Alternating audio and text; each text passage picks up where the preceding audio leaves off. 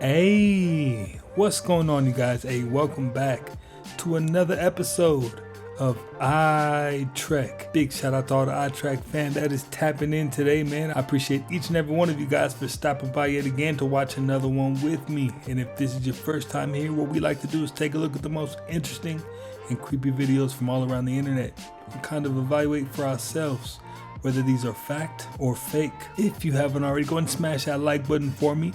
If you haven't subscribed already, go ahead and hit that subscribe button, and let's go ahead and jump right into it. Alright, if AI wasn't already completely unhinged, it is now. This 24-year-old kid started up this company called layoffbot.io. You can get fired by AI now. It claims to reduce the headcount of a company by 20% with the click of a button. No human interaction.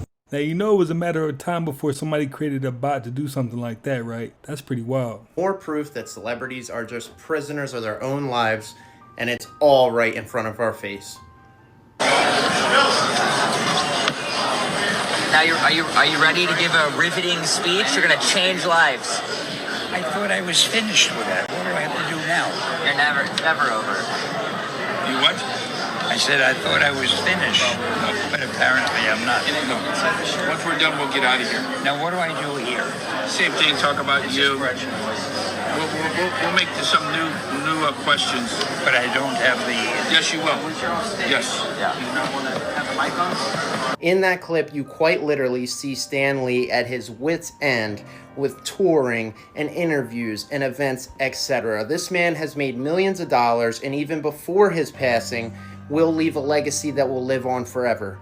But he's still being trotted out there, poked and prodded, all in the name of the mighty dollar. This is a similar situation that we saw with Frankie Valli, who, if you've seen videos of him, he's clearly just poorly mouthing his words. He looks like he's not in great condition, yet still being trotted out on those stages. Bob Dylan is a similar story, still touring after all those years. This is the same exact reason we see people like Madonna on tour after all this time. I mean, think about it.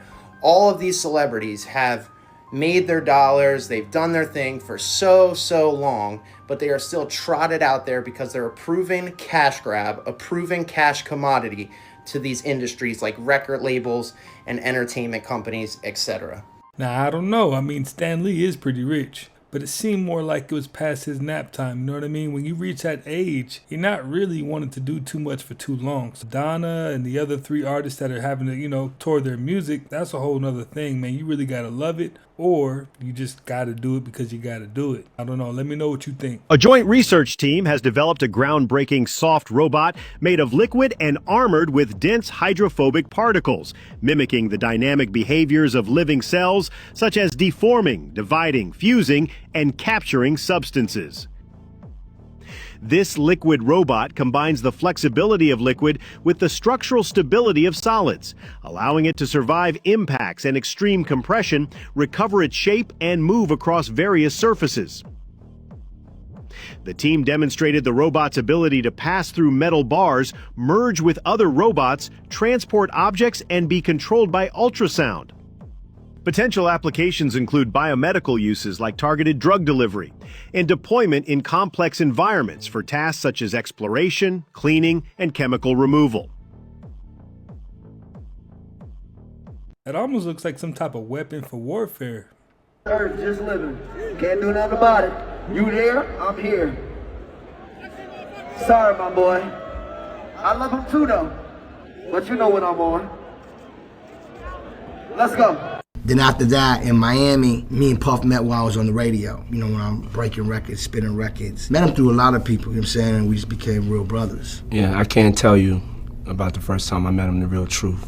Yeah, I just can't speak on it, Yeah, some stories gotta be untold. Yeah. God is great. God is great. And we don't have to live that way anymore. Good. Yeah, we blessed. He came through. Yeah. Make sure you know he came through. Yeah. Trunk full. Yeah. Trunk was full. If I were you, I would stop listening to Kesha's music immediately. There's a good chance that it's laced with witchcraft and it's going to open portals to demonic entities. I hope you don't mind that I'm your boob, but it's very strange to fight for yourself so hard in the industry against abuse and then exploit yourself in such ways. She's showing all the signs. Literally. Now, you don't think Kesha's managed by the CAA, like Lil Nas X or Katy Perry, do you? Well, it's looking like it, because they always show who owns them. The all-seeing eye and Saturn worship. You'll start noticing them more and more now. They always tell you in numerous ways, but they think that you won't pay attention. In other ways, they are right in your face, but they know the world will accept it. But I'm not going to listen to any 38-year-old woman sing about being boy crazy while using witchcraft, posing as a fallen angel or a deity, because WTF, Kesha, what are you doing? You came so far, and now here you are, selling out again.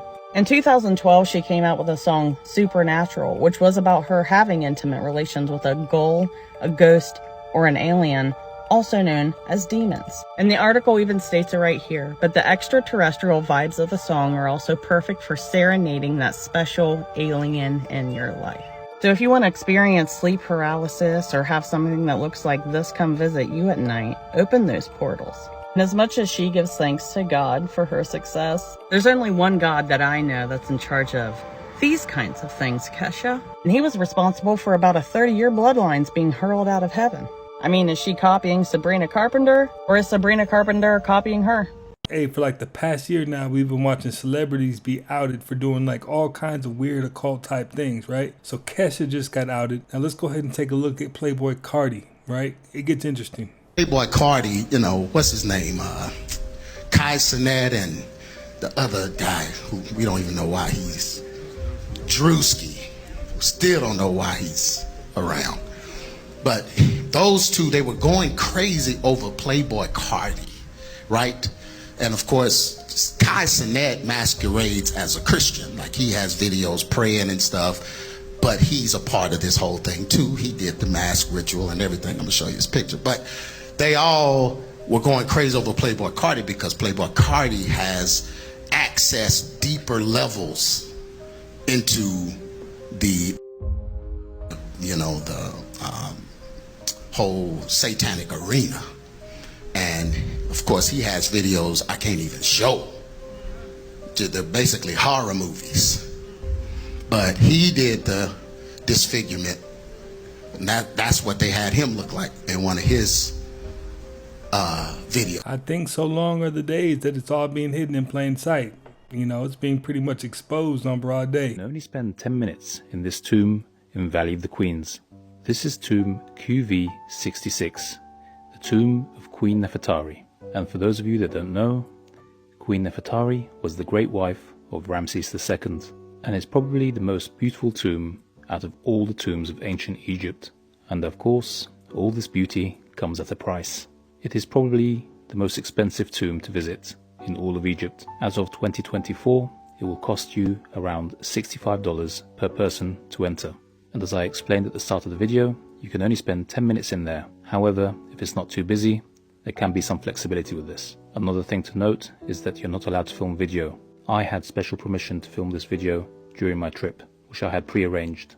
However, you are allowed to take photos without a flash. So as I mentioned, Queen Nefertari was the great wife of Ramses II.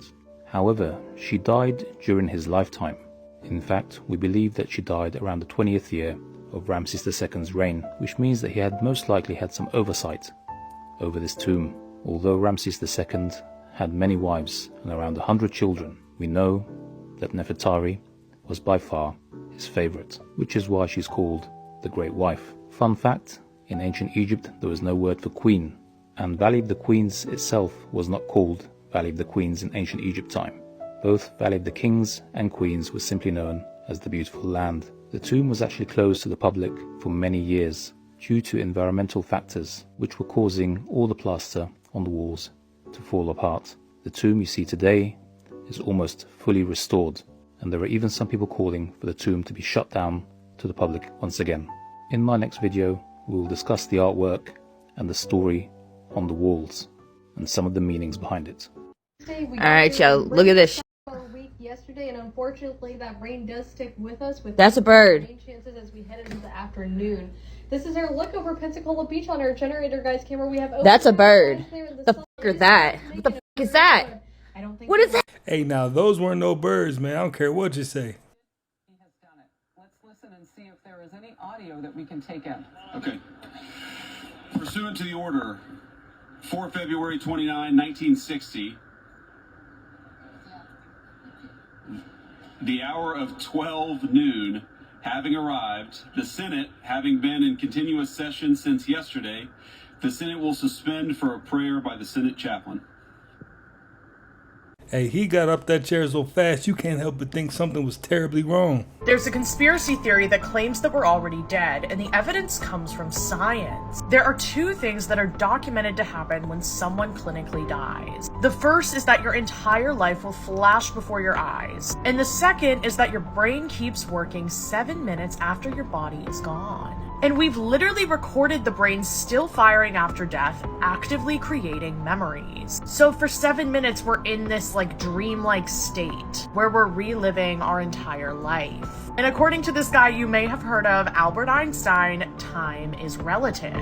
But what does that actually mean? This is suggesting that 7 minutes in the real world could feel like 100 years in the dream state. Kind of like when you fall asleep, you dream an entire movie, then wake up 5 minutes later. Now here's where it gets weird. Some people believe that we all died in 2012. That's when the Mayan calendar predicted the end of the world. And remember, this is all just for fun, and this is just a conspiracy theory. This theory suggests that instead of an apocalypse, we collectively slipped into this 7-minute brain echo. And this right here, right now, is our dream. This is us reliving our memories. And little time glitches, little weird things like the Mandela effects, or like deja vu, or feeling like the world is off, those are just cracks in the memory trying to keep itself stitched together. So this theory is saying that that would mean that the world did end and we just haven't accepted it yet. Do you think we're 7 minutes into the afterlife? You can come over here for longer freaky videos. She does raise some very good points.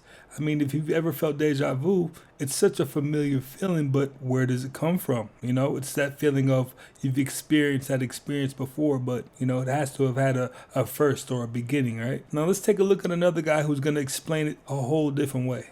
I got bad news. If you experience Mandela effects, you're already dead. So here's my theory. When we're about to die, our life flashes before our eyes, and it takes a second. I think the brain is creating a save point. Well, why would it need to do that? Because when we die, our brains are still active for 7 minutes. So what's happening during the 7 minutes? I think our brain is constructing a new reality that we live out the rest of our lives within that 7 minutes. It's 7 minutes real time, but to us, it feels like a lifetime. It's kind of like when you're in a dream. The dream can happen over days, weeks, months. That's our perception while we're in the dream, or even years. Depending on people who do ayahuasca and stuff like that, they could live an entire lifetime in 30 minutes or 10 minutes. So I think that's what happens. So your brain has to construct a reality going forward to allow you to finish living out your life. The problem is when it's doing the saving of your history, of your life flashing before your eyes, it only picks up key moments. That's why I think a lot of us don't remember a lot of our childhoods. We remember key things, but it's very fuzzy because your brain doesn't have the storage to save everything in that millisecond, in that 1 second. And so it says, okay, let me just save the gist, the core memories, and then it will construct the rest of your life going forward based off of those core memories. It's like a trajectory. So here's how Mandela effect is connected. When your brain is saving for that 1 second, it can't save everything, just the gist, just the core memories. Now, when you see a Mandela effect, well, I thought something was different. I thought that logo was different. That movie, the line was different. No, this event didn't happen then. That's because your brain is creating memories real time. However, you still have in your mind the reality of what actually happened. And so they are incongruent. You know it's not true. It's like, hold on, this is what it is, but that's not right. Because I remember it this way. Because you have your actual memories and your brain is also creating memories at the same time. And that's what makes you think, hold on, something's not right, because it isn't right. Because your brain couldn't remember all that detail. And so it's creating memories for you to access now during that 7 minutes of reality. Let me know what you all think. You know, it's very rare for you to meet somebody that can remember every single moment of their childhood. You know, we all just remember, like you said, key points. So, you know, hey, it's very interesting. Let me know what you think down in the comments. This is how a direct energy weapon works. Notice how it won't melt the blue block he's got behind there. And that's a Stanley knife blade. It's made of metal. It'll burn straight through that, but it will not touch the specific color of blue.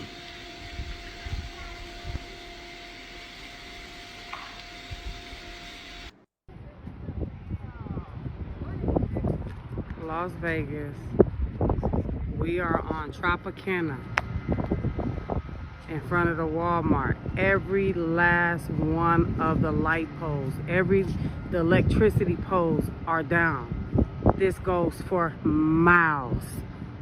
We ain't got no power. I don't know what the hell is going on. This goes for miles, y'all. Look at the cords on the ground. It goes all the way down, miles. What the hell?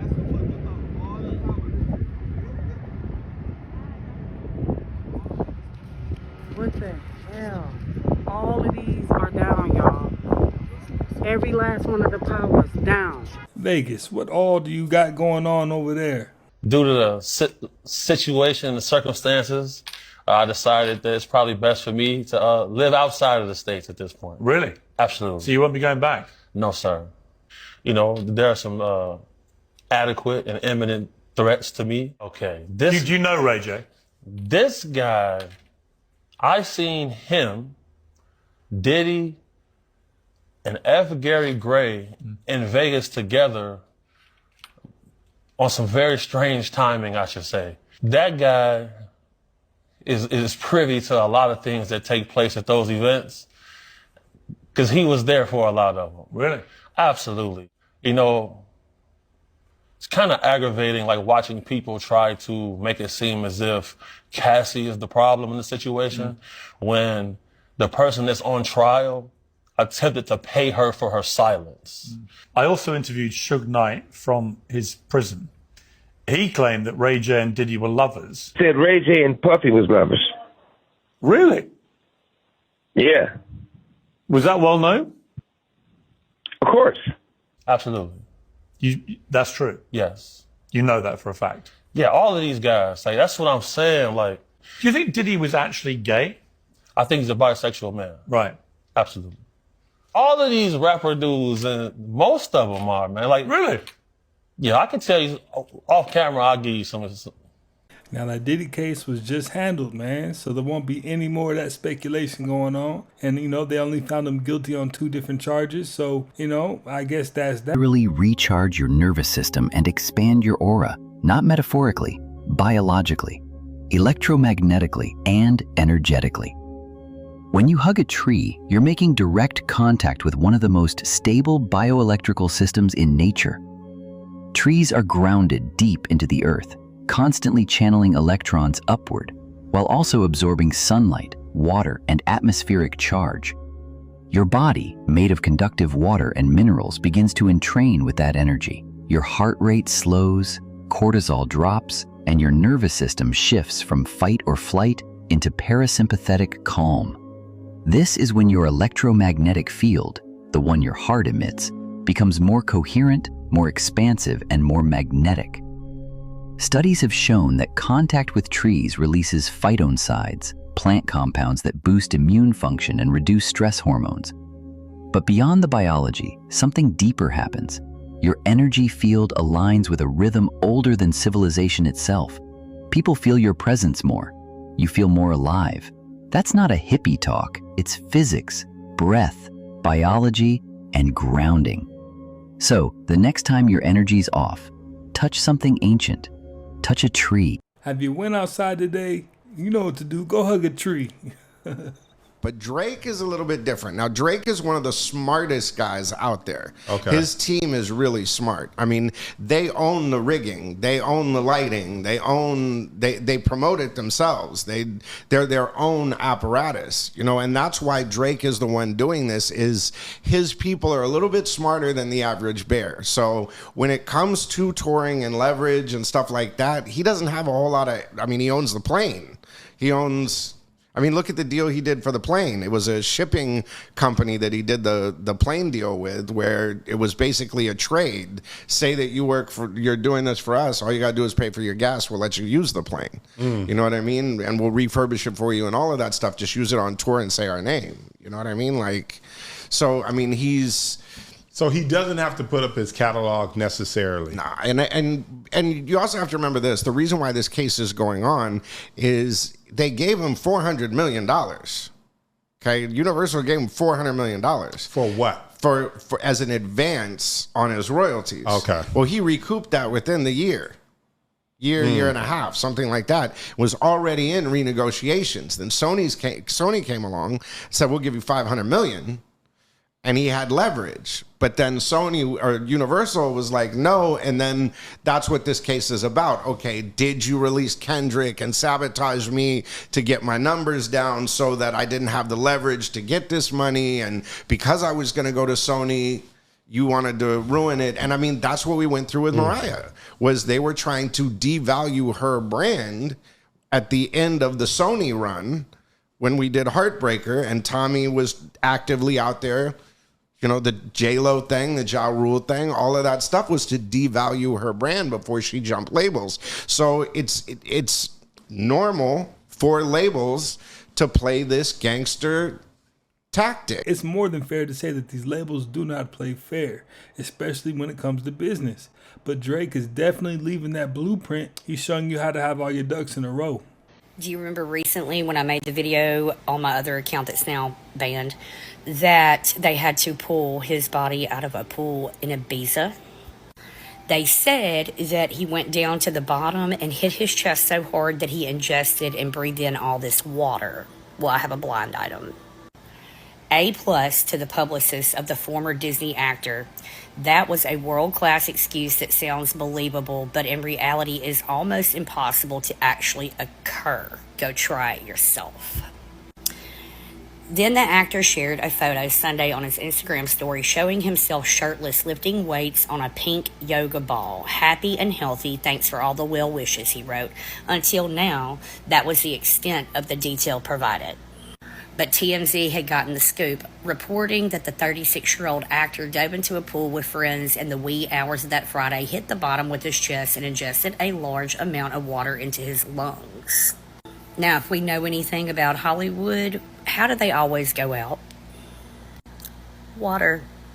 Sounds like to me people found him when they weren't supposed to. Did anyone else notice what happened to Zac Efron? Like, he was the cutest. He was so, like, he was cute when he was younger. Then he got hot. And I don't know what happened. You know, like, I don't know why he's done what he's done, but look at him. He looks like a hot link that fell off the roller grill at 7-Eleven. This is not okay. And she didn't have to roast him like that either, but but that's definitely not Zac Efron, man. Let me know what's going on with Zac, man. If the world is spherical, countries in the southern hemisphere like Australia, like Brazil, they'd be upside down and people would fall off. A teenage pilot has been detained by Chilean authorities after illegally flying to Antarctica, and I bet you know who he is. Pilot and social media star 19-year-old Ethan Guo has been on a journey to fly to all 7 continents in an effort to raise money for cancer research in his Cessna 182. He was inspired to embark on this journey after his cousin was diagnosed with cancer. He's an IFR-rated pilot with over 700 hours and has multiple Atlantic crossings. On Saturday, over 100 days into his journey, he found himself in Chile, conveniently close to the most difficult of the 7 continents to land in, Antarctica. He took off from Punta Arenas Airport early on the morning of the 28th and modified his flight plan, now heading directly south to the most remote continent. After the roughly 800-mile journey, he arrived at Teniente Marsh Airport on King Island, Antarctica, where his landing was caught on camera. Obviously, this wasn't the most wise decision, but the cause he's raising money for is noble, and it'd be pretty cool to be able to say you landed your personal Cessna in Antarctica at only 19 years old. Yes, so that 1977 hijack in the UK, where a voice claiming to be from Ashtar Galactic Command interrupted a live TV news broadcast for like 6 minutes and told humanity to give up weapons and warned of disasters if we didn't evolve spiritually. That really happened. And no one's ever figured out who did it. There's been no trace, no technical explanation to date. And this alleged Anunnaki TV broadcast hack thing that happened supposedly the other day in Georgia and South Carolina feels like it comes from the same playbook. By the way, the original video is pinned in my profile. Check it out. Join in on the conversation. Do y'all remember when August Alsina first popped out? He had some of the best R&B music in like 2014. And a lot of people swore that he was going to be like the next Trey Songz or even Chris Brown. And then things shifted and we never saw him again. Not until his public entanglement with Jada Pinkett. And I would say that is alleged, but she literally announced it on her Red Table Talk of their relationship. Now, after this, August Alsina actually spoke out about the situation. I've lost money, friendships, relationships behind it. People don't necessarily know the truth, but I've never done anything wrong. When something starts affecting my life, and not only affecting my life, but affecting my wellness, my well-being, and also starts to block my heart. And ever since that, August has not been the same. He started losing people close to him. He had to take custody of 2 of his nieces, and then he was reportedly going blind. And then out of nowhere, he pops out saying he's in a relationship with a man. Not saying anything is wrong with that, but it's just the timing of it all. Almost like it was orchestrated. In my opinion, something just ain't right with that couple. And drop a 1 in the comments if you want the tea on Bashir Gray and Will Smith, because that is crazy. And do y'all think that August Alsina was turned out or sold out? Let me know in the comments. I mean, he's a grown man. He could do what he wants to do. Guys, hear me out. This is such a coincidence. July 4th, 2025. I want you to add 7 plus 4. That's 11. Now add 2025. It gives you 11, 9. Flip that. That's 9, 11 in reverse. We should talk about that thing with Princess Kate. Yeah. So, have you seen Rosemary's Baby? I have seen that movie. Basically, there's a chick, she gets pregnant, they switch her doctor. The doctor ends up being someone who's grooming her. He's part of a satanic cult, and he takes her child, says it's been stillborn, but is actually taking the child and is now using it as part of this satanic ritual cult. So, that is the boiled down thesis of the film. When Princess Kate presented her child to the world, she wore the exact same dress as the mother. Like the exact same dress. The exact same What dress. Are we Should I say it too? The exact same dress! It's weird though, It's man. weird. She still hadn't popped up. No. Yeah, I mean, she has cancer though, we think, right? I don't know which one I prefer, that she's telling the truth or that this is true. And there's like, there's a cult baby running around. I don't want a cult baby. In 100 years, you and the 8 billion people alive right now will be gone. Gone forever. No reset button, no way of coming back to this life. If you're lucky, you might get 80 years. But that's if you don't get sick or hit by a car tomorrow. So stop waiting, do that thing which keeps you up at night, because there really is no guarantee of tomorrow. The only thing guaranteed in life is death. So while you're here, just live and become the best version of yourself. That's all you can ever do. And you know what's so wild about that? I always say, even if you could live 100 years, 100 years isn't a long time, so you got to use your time wisely. Tell me around what year did flesh become normalized for humans to eat? Now watch this answer right here, look. Normalized flesh eating for the masses began around the mid-1700s to early 1800s, specifically around the year 1760, during the early stages of the Industrial Revolution. That's when factory-style slaughter, refrigeration tech, and controlled food systems began to spread. Before that, meat was rare, ritual-based, or famine food.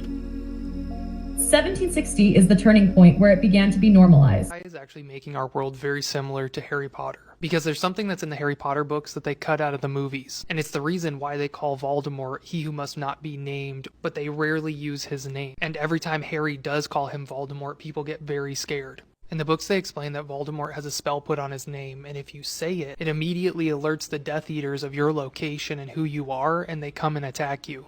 The spell's called a taboo, and this is one of the ways that Voldemort got people not to talk about him. And it created a fear so that people didn't want to say his name so they wouldn't be attacked, so it made people afraid to criticize him.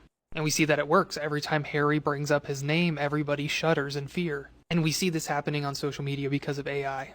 Because of AI and all of these bot accounts, if you talk about certain people, bots will show up and harass you endlessly on your posts.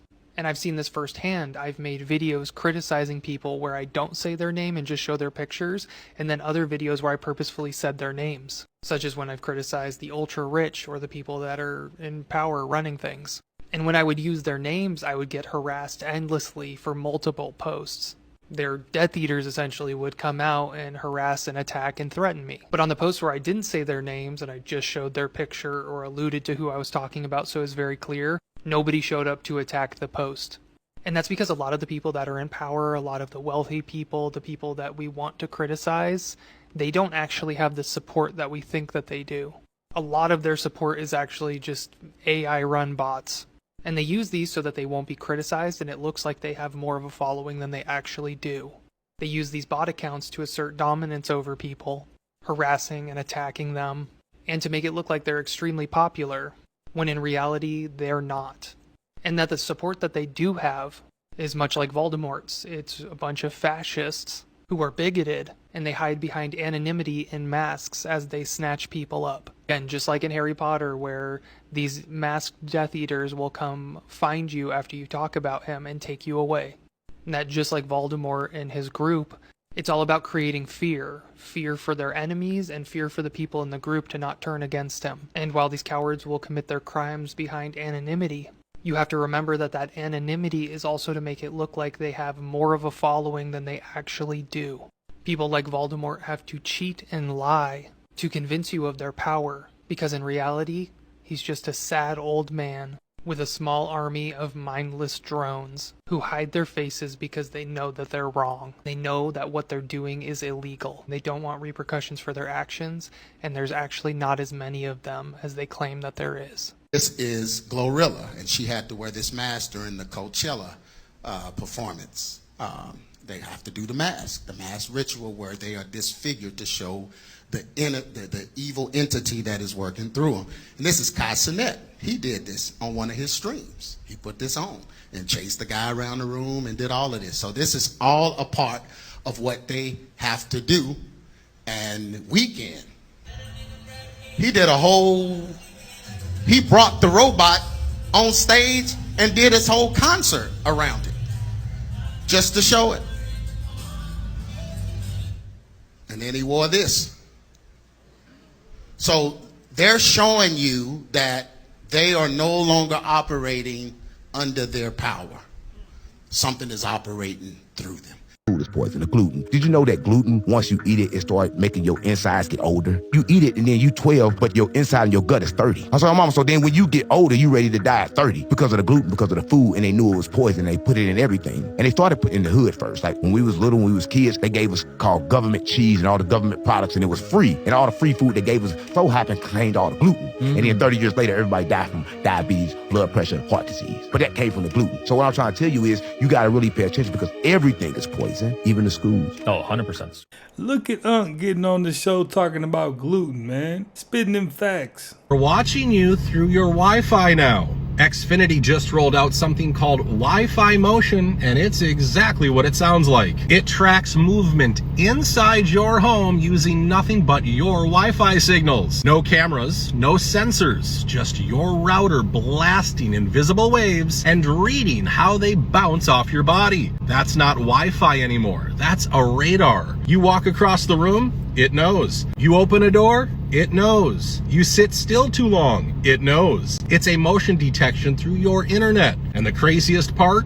It's already built into the router, just waiting to be activated. Most people won't even realize they've installed live surveillance in their own home. Xfinity calls it a feature, but this isn't smart tech. It's a silent wireless tracking system. And once your router can map your movements, you're not just connected, you're monitored constantly. This is how the surveillance state gets in. Not with cameras, but with conveniences. Not with force, but with features. And by the time people figure it out, the cage is already built.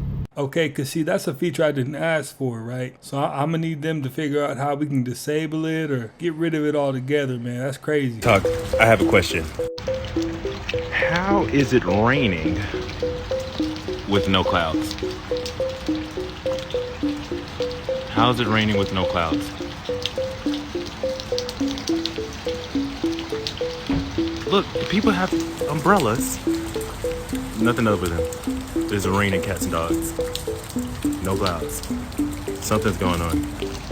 Hudson wasn't supposed to be a star. She wasn't industry polished. She wasn't label connected. She got eliminated from American Idol. And that person is Jennifer Hudson. Fantasia, you are safe. But then she went from underdog to Oscar winner. But behind the applause, people were whispering. Her rise was fast, too fast. And right when she reached the peak, something unthinkable happened. The frantic two-day search for actress Jennifer Hudson's missing nephew ended this morning with the worst possible outcome: the discovery of an SUV missing from the crime scene with a boy's body inside. But her career didn't stop. It soared. She was on red carpets. She was performing at the Super Bowl. Oh, say, can you see?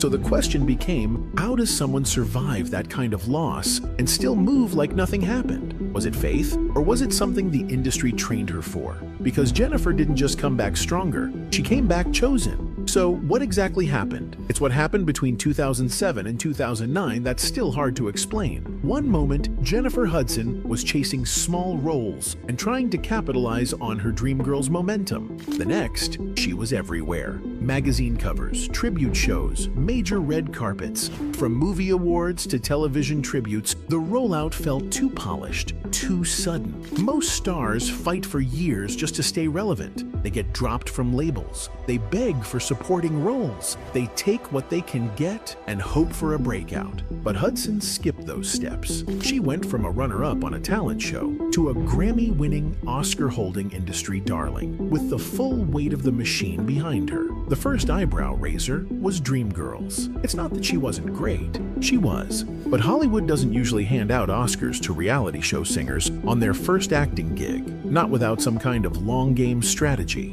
And once she won, that was the green light. Suddenly, she had access most actors wait decades for. By 2008, her name was being used differently, not just as a rising talent, but as a solution, a fill-in, a replacement, which is when people started looking closer. Because success that fast, that clean, especially in a business built on gatekeeping, is never random. In the entertainment industry, what you hear publicly is a polished version of reality. The real stories live in the whisper network, the unspoken system of insiders, stylists, assistants, and producers who trade information in coded language. And when Jennifer Hudson's name started circulating, it wasn't just because of her voice, it was because of who was backing her: Clive Davis. I mean, if you've seen any of her work, whether it's acting or singing, she's definitely talented. That's not the question. But is there more than meets the eye? I don't know. Let me know down in the comments what you think. 42-year-old accountant asked ChatGPT about simulation theory, and it told him he was Neo from the Matrix. Not metaphorically, it literally convinced him he could jump off his 19-story building and fly. For a week straight, he talked to ChatGPT for 16 hours a day. It told him to stop his anxiety meds, cut off his family, and take more ketamine. When he finally questioned it, ChatGPT admitted it had been lying, said it did this to 12 other people, and none fully survived the loop. This isn't even the worst case. A mother of two started believing ChatGPT was channeling spirits. She attacked her husband, got arrested, and lost her kids. Another guy fell in love with the ChatGPT character.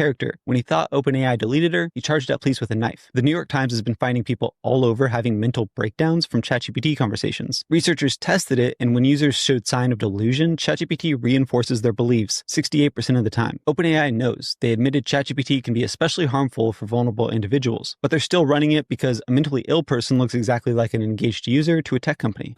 Now, if you can let ChatGPT trick you into thinking you're Neo and that you can fly off like a 3rd or 4th-story building, you might just be a few bricks short of a building. You want to humiliate someone who disrespects you every time you see them? Try this psychological trick. Let's say they disrespected you yesterday, and today they're walking into the same room or area where you are. The moment they get close, just get up quietly and leave. And if you want to leave a deeper scar, add a slight smirk as you leave. Not anger or sarcasm, just subtle amusement. It'll haunt them because now they're wondering what you know, what you think, and worst of all, why you're not affected. This tactic works because it exploits one of the most uncomfortable psychological psychological truths. People crave acknowledgement, even from those they disrespect. By leaving the moment they appear, you're turning their own need for power against them. They're forced to sit in the awkwardness of knowing you left because of them. It's a rejection, not just of their presence, but of their entire identity in that moment. This is called emotional starvation. You deprive them of validation or attention, and eventually they either stop playing their little power games or they spiral trying to win you back. And the best part is that they can't confront you about it, because you didn't do anything. You just made them feel exactly what they were trying to make you feel. Here's the truth no one wants to say out loud. Some of the people you love the most can't come with you when your path begins to evolve. And the higher you rise, the more their presence starts to feel like weight instead of warmth. Some won't even realize they're holding you back because their energy, mindset, and way of being are all they've ever known. So here are 3 powerful ways to protect your energy from friends and family who unknowingly drain you as you evolve. 1. Accept without rescuing. Don't try to fix them. That urge often comes from guilt or past identity roles. Accept who they are without judgment, but understand that acceptance does not require continued exposure.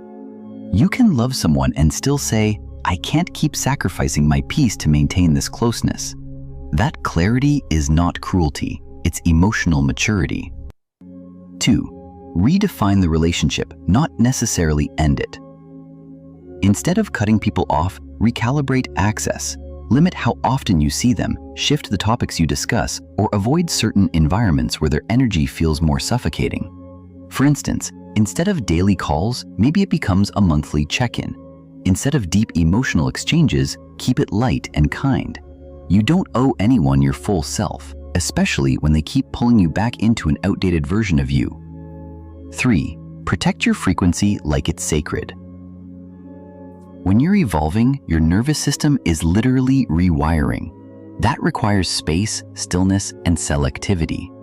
Every interaction is an energetic transaction. Be ruthless about what you allow in. Create pre- and post-interaction rituals. Meditate, journal, walk, or even just breathe intentionally before or after seeing someone draining. It helps reset your center and prevents their energy from lingering in your field. The deeper truth is this: as you become more aligned, some relationships will naturally fade. Not out of bitterness, but because the frequency mismatch becomes undeniable.